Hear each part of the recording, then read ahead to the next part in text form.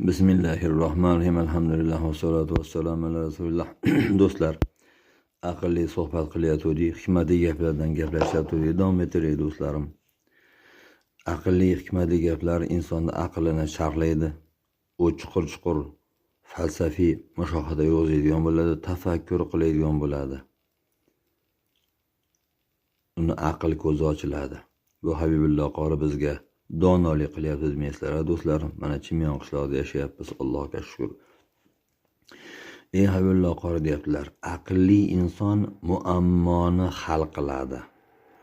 Dono inson esa muammoga yaqinlashmaydi. Nima degani bu? Demak, tikonni bosib oldi aqlli inson. Endi najot yo'lini oqtaryapti. Tikonni bosib oldi. Bir musibatga, kulfatga qoldi. Endi yechimini oqtaryapti. Bu aqlli inson. Qoqinmagan odam yo'q. Lekin dono inson o'sha muammoga yaqinlashmaydi. Demak, dono inson har bir qadamini hisob-kitob qiladi, o'sha tikonni bosib olmaslik uchun, do'stlarim. Bu hayot yo'llarida tezlik muhim emas. Maqsad muhim. Maqsad muhim. Maqsadingiz aniq bo'ladigan bo'lsa, do'stlarim, siz yo'lda shahdam qadam tashlab davom etasiz.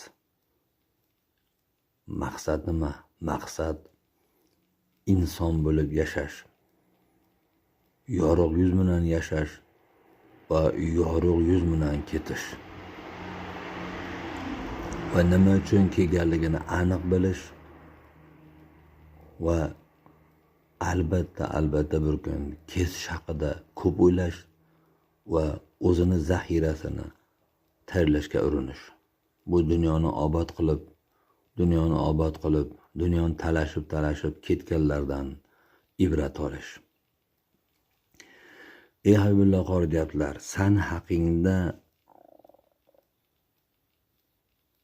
san haqingdagi ma'lumotni qancha kam odam bilsa, hayoting shunchalik yaxshi bo'ladi deyapti.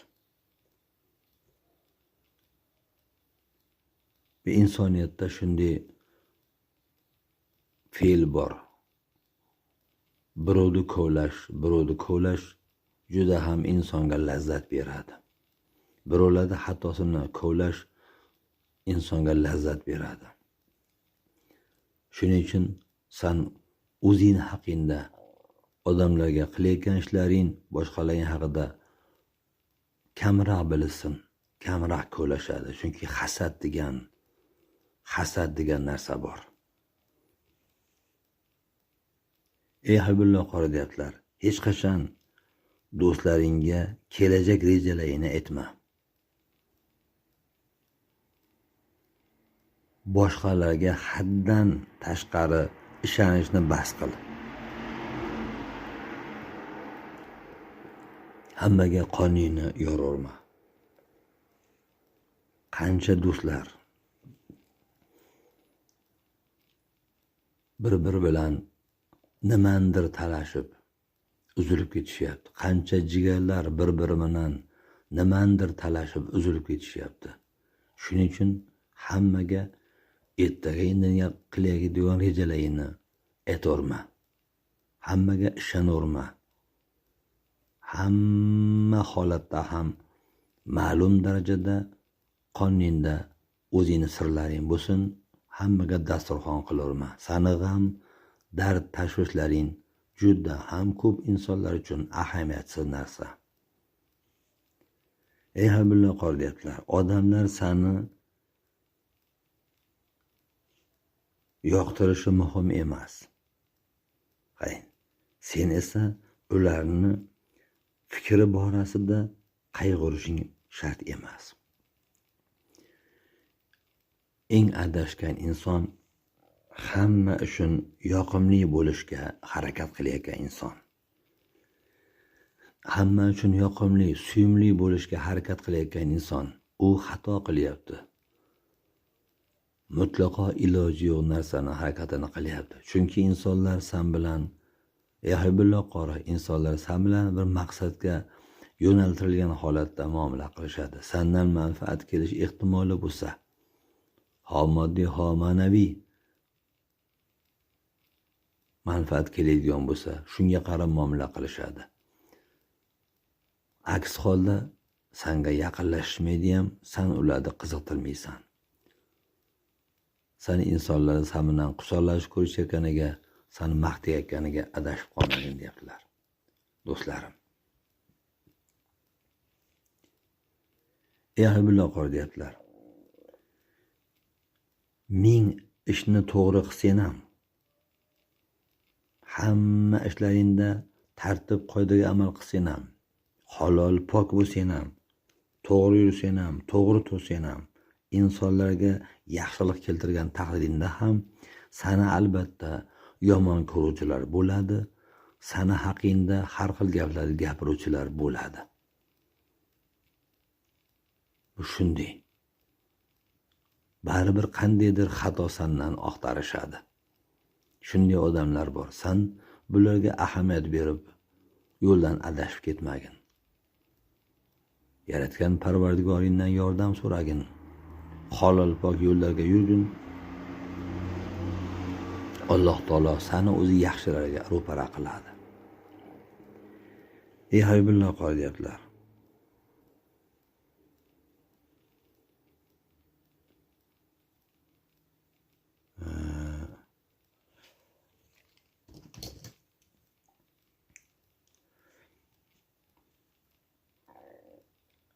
Ko'pchilikni maslahatlaridan cheklan. Qarang. To'g'rigan odamdan maslahat olurmagin deyaptilar-da. Ko'pchilik insonlar nima qilayotganini o'zlari ham tushunmaydi deyapti. Maslahatni aqlli insondan, ish ko'rgan insondan oling.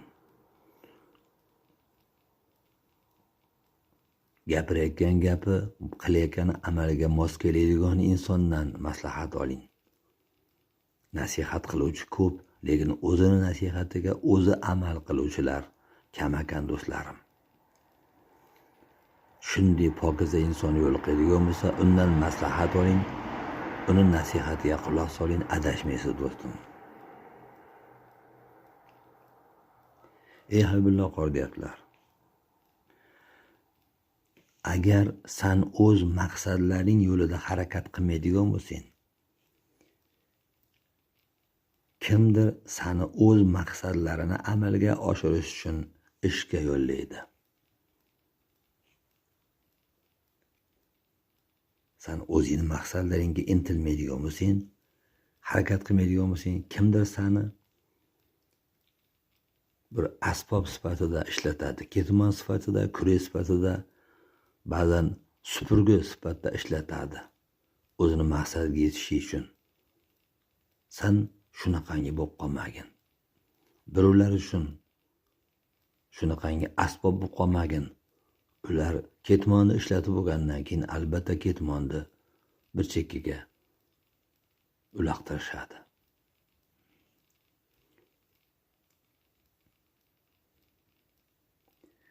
Billoh qor deyaptilar.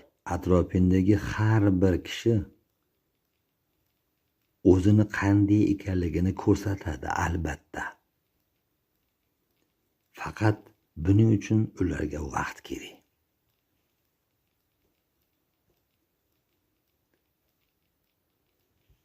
Yigirma yil do'st bo'lib, shuni shunchalik iflosligini bilmagan ekanman deyapsiz. Nozi ishlarda sizni oyog'ingizga bolta urdi, oyog'ingizdan choliverdi, sizga xiyonat qildi. Demak, insonni haqiqiy holati, ham qalbi, ham ongidagi holati, undagi vijdon, odamgarchilik, yuzi xatir andisha, halollik, poklik, to'g'rilik, aqllik hislarini bilishing uchun ancha vaqt kerak. O'shaning uchun hammaga ishonib bo'lmas ekan do'stlarim. hammaga ishonib bo'lmas ekan do'stlarim. Hammani qilayotgan senga moddiy yoki ma'naviy xiyonat qildi. Sen endi odamdan o'zingni totmayotgan bo'lsang, o'zingni uzoqroqqa olmayotgan bo'lsang, demak u seni yana bir kun qaytadan oyog'ingdan cholib yuboradi. Endi o'zingdan ko'r. Do'stlarim, bu hayotiy xulosalar do'stlarim. O'ylab ko'rsangiz, qancha xiyonat ko'rgan otalar bor, onalar bor, o'g'illar bor, qizlar bor, kelinlar bor, nevaralar bor, qancha jigarlar bir-birini oyog'idan cholib yubordi. Tug'ishganlar qanchasi bir-birini oyog'idan cholib yubordi.